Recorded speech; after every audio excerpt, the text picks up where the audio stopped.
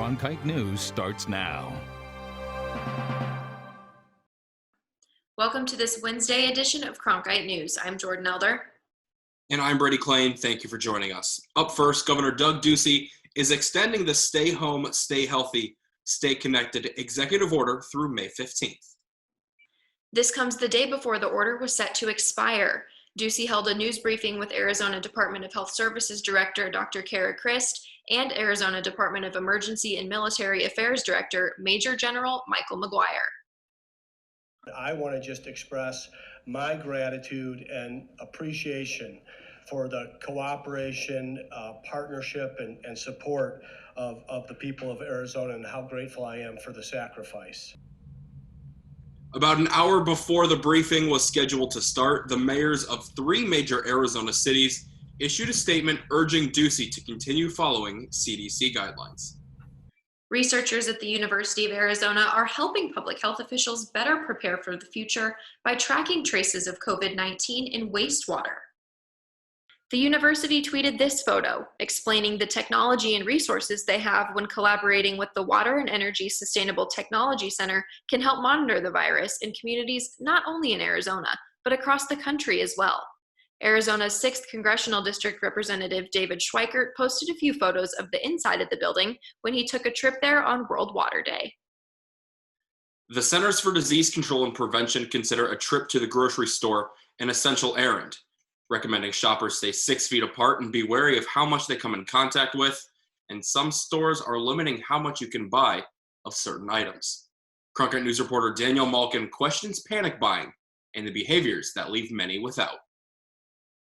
Long lines and empty shelves. It's a familiar sight at grocery stores and supermarkets, the new normal, thanks to the coronavirus. Being prepared for even shorter term kind of disruptions in supply. According to Dr. Sabrina Helm, an associate professor of retailing and consumer sciences at the University of Arizona in Tucson, what we perceive as panic buying is not as irrational as it seems. I don't think there's many areas of irrational consumer behavior to begin with, because in the perspective of the individual consumer, what they're doing probably has a reason. And is not happening, without any intent or guidance or goal. COVID-19 putting a spotlight on services like grocery delivery, once considered niche, now a necessity. So this is a transition that has started way before the current pandemic, but it's accelerated by what's going on right now as more consumers are experimenting with different solutions. When and how customers return to brick-and-mortar stores, Dr. Helm says a great deal of that relies on how retailers care for their customers and community. Is a company perceived as being serious about protecting their workforce and their customers, or does it only, sound good, but at the end of the day, they are just trying to push product and increase sales? Danielle Malkin, Cronkite News. Meanwhile, on Tuesday, University of Arizona President Robert Robbins described the approach he believes will allow the campus to reopen at least partially in the fall. Robbins, who is also a cardiac surgeon, says the university will be able to test all of its faculty, staff, and students for COVID-19. Well, we think we can safely get people back to campus. As you know, when this all started back in mid-March, we began immediately to develop our own testing kits, swabs for the RT-PCR test for the viral load, and then in parallel, we began developing this ELISA antibody test that we're going to offer to all 60,000 of our university community, all of our faculty, staff, and students. Robbins also said Governor Doug Ducey contacted him asking if the university would be willing to expand testing for the state's first responders and medical workers, which they plan to do.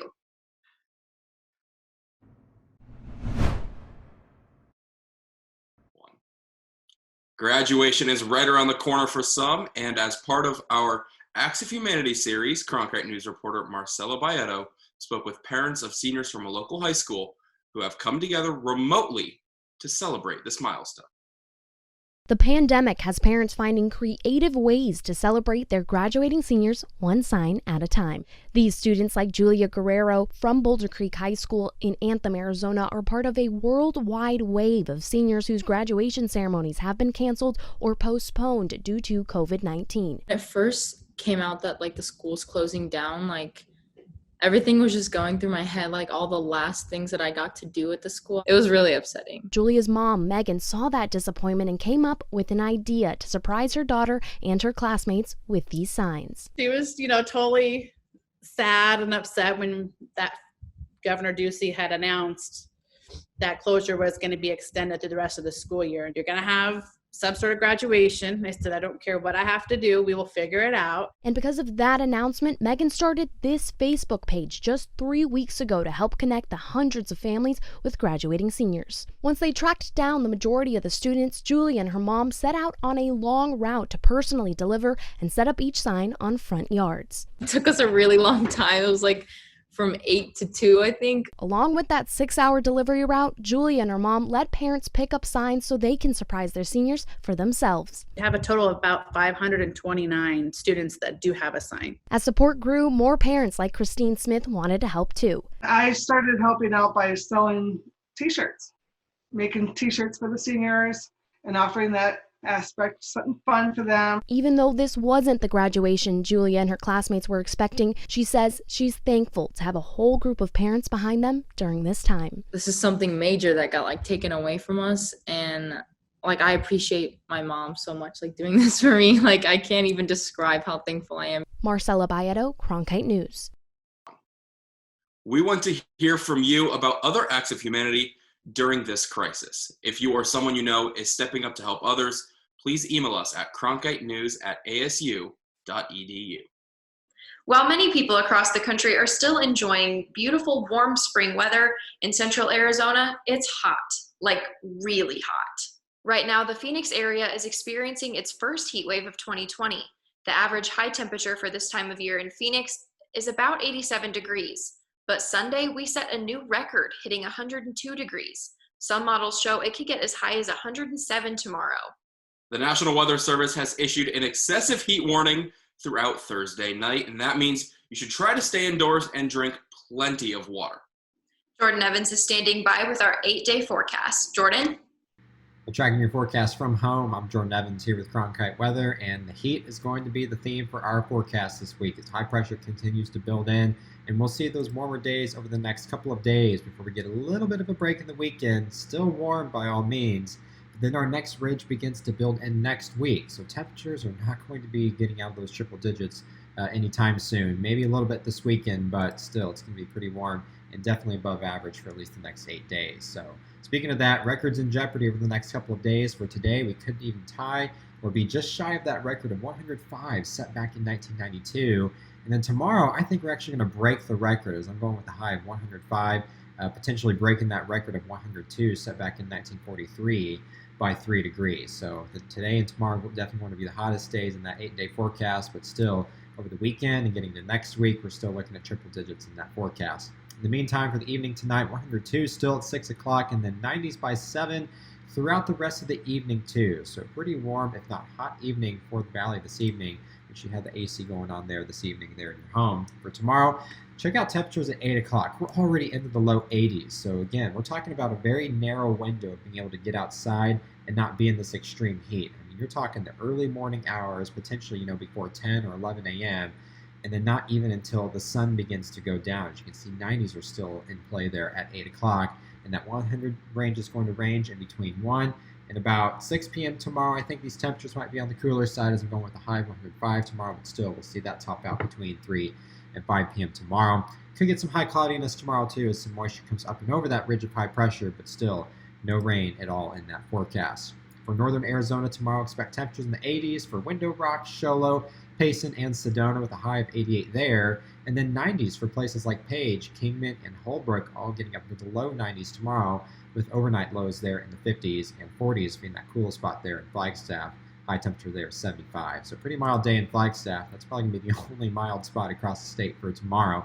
Lows tonight here in the valley, 60s and 70s for all of us, 71 in Deer Valley, 74 in Paradise Valley, and 71 again for places like Levine, Ahwatukee. And a couple 60s on the map here for Tempe, Chandler, Queen Creek, Mesa, Buckeyes, Surprise, and Goodyear, all staying into the upper 60s tonight for tomorrow morning at sunrise, I should say. High temperatures in those spots all rebounding into triple digits. I think maybe places like Whitman, Cave Creek, those areas along the foothills, Anthem and New River could avoid the triple digits, but still upper 90s in your forecast there. But 102 will be our high in Glendale, Paradise Valley, and Scottsdale. And I think I'm going to go with 105 here in downtown Phoenix tomorrow. So we'll have to make sure that model updates actually throughout the day today. As you can see, that 8-day forecast, again, going with 105 tomorrow, 102 for Friday. Slight drop in temperatures, and if you consider 99 degrees a slight drop in temperatures, that's still going to be pretty warm. If you're going to be outside, you want to exercise those heat precautions as well. As you can see, triple digits will be back in play getting into next week. 103 there on Tuesday, 104 on Wednesday and Thursday of next week. So you want to make sure you're keeping yourself safe outside. High pollution advisories in effect for today and tomorrow as well. So for those with sensitive respiratory conditions such as asthma, COPD, you may want to limit your time outside as you may have difficulty breathing. And the UV index as well is going to be in the very high category at about a 10, which means most of us will be able to sunburn with unprotected skin in as little as 15 minutes. So keep those things in mind. If you plan to be outside, again, make sure you're doing your outdoor activities in the early morning hours or late evening hours, or at least over the next 8 days. Back to you. It's well documented that Hispanics with developmental disabilities face more barriers to healthcare. For example, studies show Latino children are often diagnosed with autism some 2 years later than white non-Hispanic children. In Austin, Texas, one nonprofit is helping Latino parents find better care for children with disabilities. Before social distancing, Cronkite News reporter Melanie Porter went to Austin to see how this group assists families facing dark times. The mothers in this story agreed to speak on conditions that their last names not be used due to the immigration status of some of the families served by the group. The organization is called VELA, which in Spanish means candle, and its mission is to light the way for parents of children with disabilities to connect with one another. They don't leave you alone. They always look for a way to help you. Sometimes I call them crying, saying that school doesn't listen to me, and they say, no, we're going to do this. They are my support group. They are my strength to continue. When Fabiola's son was 4 years old, she came to the United States from central Mexico to get help for his disabilities. He had an enlarged spleen, developmental delays, and ADHD. The lack of disability information in the community is what makes us look a little bit different to society. It's like when they see my child, they say, why do you have those headphones? Why do you have those machines in your stomach? And then he starts to feel frustrated. She had a hard time navigating the health system until she found VELA. But you also need to learn how to take care of yourself while you're going through this experience. And a big part of doing that is meeting other people that you can sit with, that can look you in the eye and say, me too. Founded in 2010, VELA serves about 1,500 families annually, helping to close a significant gap in healthcare for Latinos. Founder Maria Hernandez believes part of the problem in finding good care stems from stigma surrounding immigrant families. Because we work with a large immigrant population, we have witnessed a lot of the differences right across what maybe services are available for one child and not for another child, just based on language and culture, and also just based on resources. Myra, a mother of twin girls, has witnessed this discrimination firsthand. Sometimes, when the twins were babies, the pediatrician demanded us to speak English. It was frustrating for us. We felt discriminated because he's telling us, speak English. Why don't you speak English? The next time, I want you to speak English. When a child is experiencing developmental difficulties, it can be challenging for parents to navigate the world of diagnoses and doctor's appointments. VELA hopes to provide education and guidance for parents to best advocate for their child. When families arrive at VELA, they assemble a binder with documents and information about their child's medical history. And then that becomes a binder that they utilize with all of their providers to really be taken more seriously, because they're the number one experts on their child. And so that becomes a physical representation of that they are the holders of the information. Along with this toolkit, parents also learn how to understand complicated paperwork, ask doctors the right questions, and take care of their own health while caring for their children. Hernandez sees how this program changes families' lives. The thing that motivates me is to watch them physically, emotionally, mentally transform into feeling powerful. And as they're going through the transformation, what happens to all of our families is as soon as the family feels like they have what they need, their immediate next question is, how do I do this for someone else? In Austin, Melanie Porter, Cronkite News. With social distancing measures still in place, VELA has taken a break from in-person sessions until May 4th. To honor healthcare workers during the coronavirus outbreak, the U.S. Air Force and Arizona National Guard will conduct a flyover above Metro Phoenix on Friday at 3:10 p.m. Luke Air Force Base officials say 15 jets will fly for 50 minutes, covering Buckeye, Luke, Litchfield Park, Surprise, Waddell, Scottsdale, Deer Valley, Glendale, Peoria, Sun City West, and El Mirage. Other aircrafts participating will include 7 F-35A fighters and 7 F-16 fighters from Luke and a KC-135 tanker from the Air Guard's 161st Air Refueling Wing at Sky Harbor International Airport. The menstrual disease endometriosis is often thought of as just a bad period, but as Cronkite News reporter Jesse Zorker shows us, one Phoenix woman is using art to empower the women who suffer from this invisible disease. I like fighting every day to keep myself going, and there's things I do to take care of myself every single day that I feel like normal people don't have to do.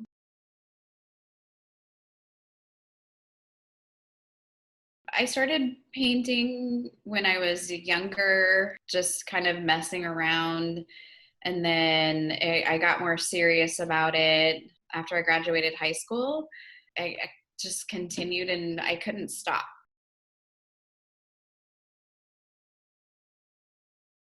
And what endometriosis is, it's basically endometrial tissue that grows outside the uterus, outside the pelvic area. So it can be in near the lungs, it's very often near the bowel. Then when a woman has her period, those lesions act up and they're not in the pelvic uterus area, and as a result can be incredibly painful.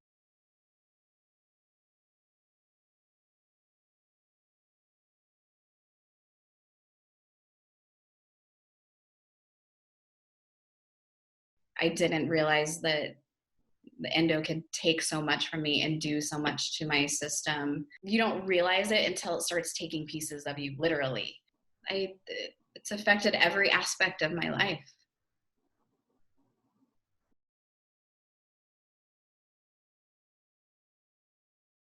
In our current state of affairs, it will take a woman between 7 to 10 years to be correctly diagnosed for endo.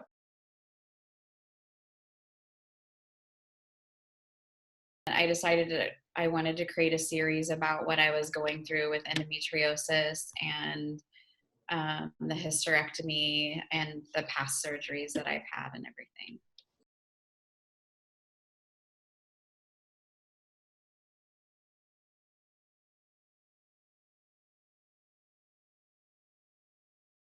During that surgery, I experienced internal bleeding and had to go back to the hospital, was put on a respirator because I was literally filling up with blood. I was throwing up blood. The painting of me in the hospital bed is based off an actual photograph that my husband took of me in the hospital. I wanted to paint it in a way to where it seemed kind of like dreamy or surreal, like it's something that couldn't really happen, but it did.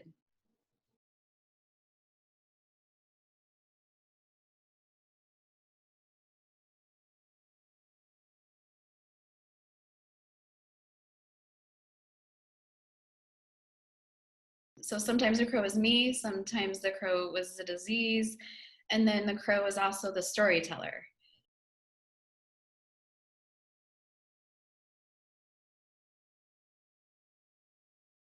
There's no cure. It's a lifelong disease. You have it for life. There's no cure. It's terrifying. Like, I don't want to have to continue to deal with this, but unfortunately I do. That's it for Cronkite News, from our homes to yours. Have a great evening. For Arizona news updates throughout the day, follow us on Facebook and Twitter, and find us online at cronkitenews.azpbs.org.